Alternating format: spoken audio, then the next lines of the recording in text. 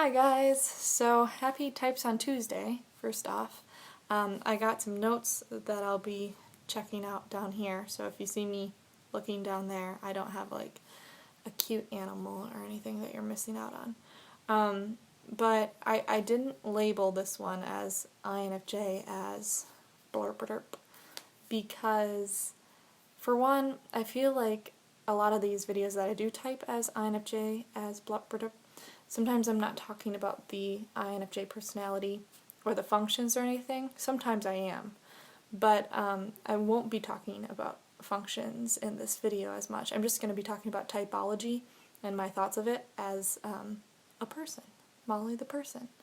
So I think I said I had a point 1. So I guess point 2 is I don't want to be too attached to the INFJ as a label also, like as an identity, because I really am just a person. And so these are my thoughts on typology. And according to MBTI system, I'm an INFJ, but we're not gonna talk about that. So stop, self. So I gradually became obsessed with MBTI, and I feel like once you're so far down the rabbit hole, it's hard to get out of it, you know? It's hard to escape it. And why escape it? I don't know.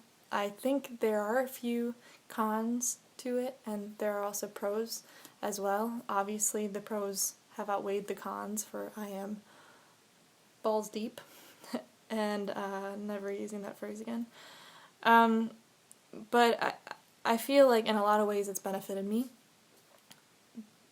It's benefited me, period, not question.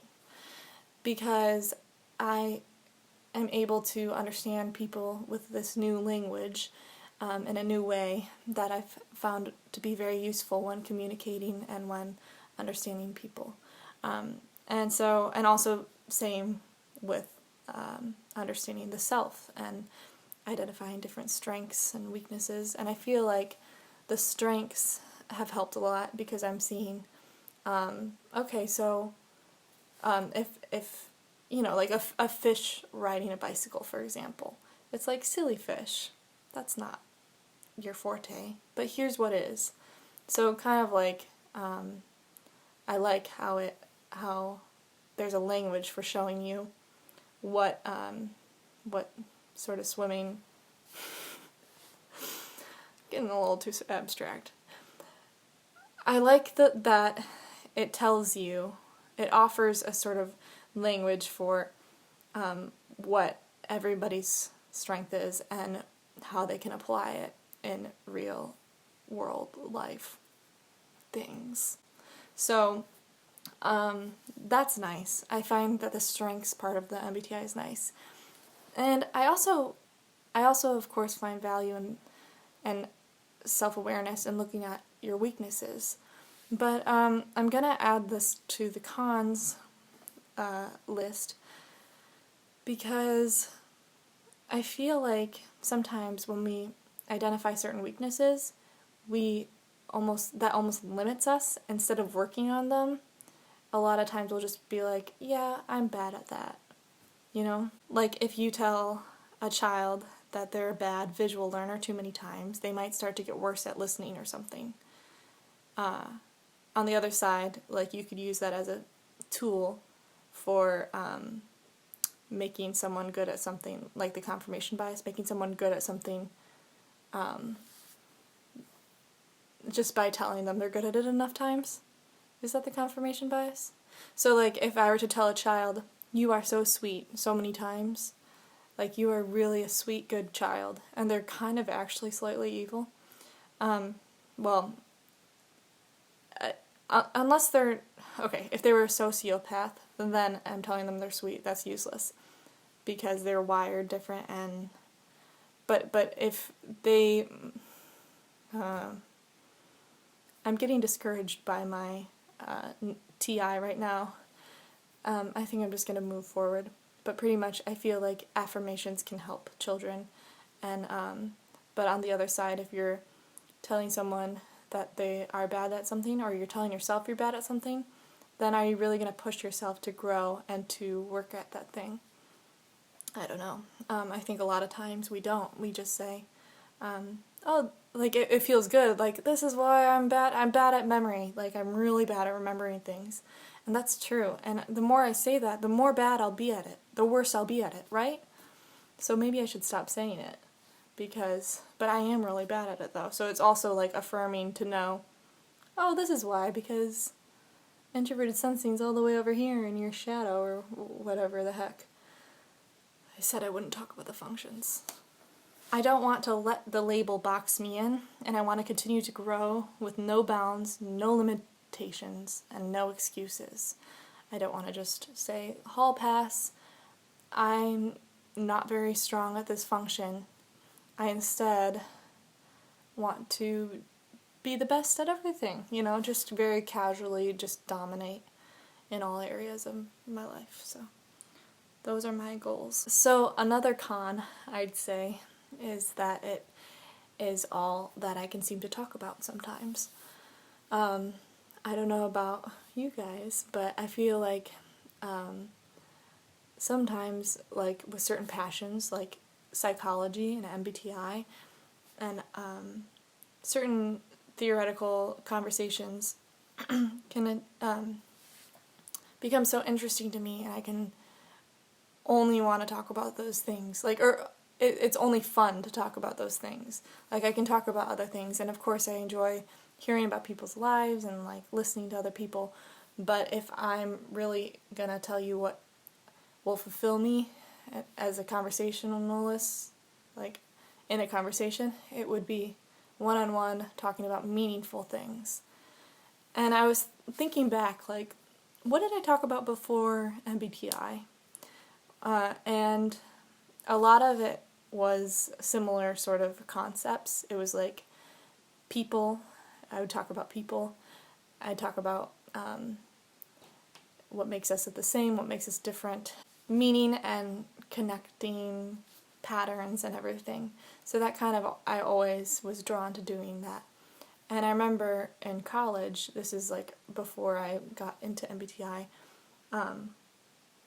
I loved talking about directing and like how in a play there's a theme, and if directed well, you might see that theme throughout, like even in the costume design. Like, you might see someone wearing white for purity, or like certain things standing for different things, and then like looking at the actor's intention, and like rather than their emotion, like what's driving them, like what is their motivation. I'm rolling my eyes at myself because I don't know, because I'm being mean. So I loved analyzing people, and I didn't have that sort of language, that specific language for it, but I loved analyzing people, and I loved analyzing my thoughts, so myself. And so a lot of it was self-analysis, human analysis, or just meaning analysis, like finding the meaning. And now MBTI is a wonderful place to do. MBTI isn't a place, but it's a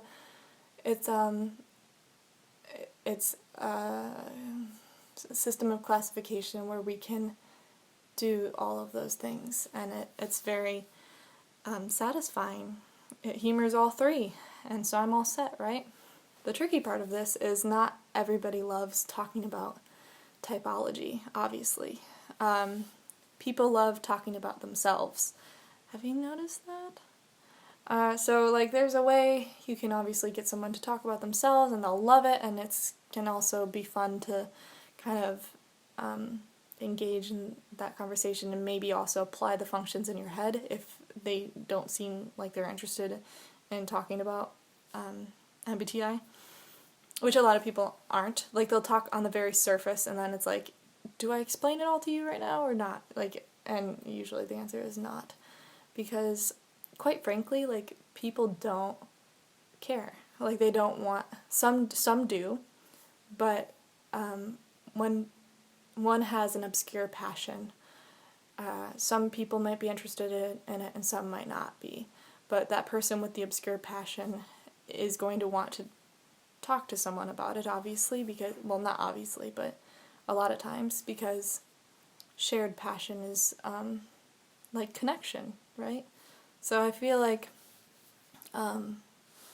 that passion for me is psychology and MBTI, and luckily I have this place on YouTube where I can talk about stuff like this and typology and like get into the functions, and you can almost like it's almost like you're living vicariously, and you are having a sort of a connection even if you're not talking to someone by just watching videos and commenting or listening or whatever it is. But then you're retaining more of information on that, and whereas when you could be spending time maybe learning about the bears or something, or a different topic that might be more useful in conversation with more people, rather than just what you're interested in. My camera died. I have a really bad camera.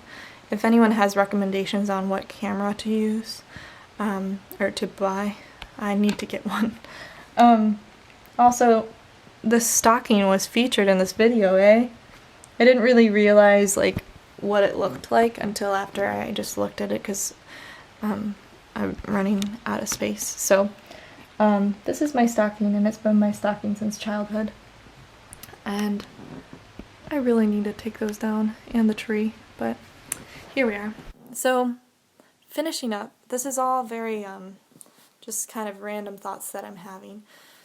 So these Types on Tuesdays are causing me to put more out, even if I'm not ready. Like, I would be more comfortable putting together something more concise, but this is just what I've got right now. I work with an INTP 5 Wing 4 who loves to talk about obscure music history, and I just found it interesting thinking, because like I am not as interested in that subject, and some people aren't and some people are, but those who are, then it's like, yes, you found the gold when you talk to him, sort of thing. Like, if someone's interested in psychology and meets me, or vice versa, we're going to be like best pals for that conversation, or forever, I don't know.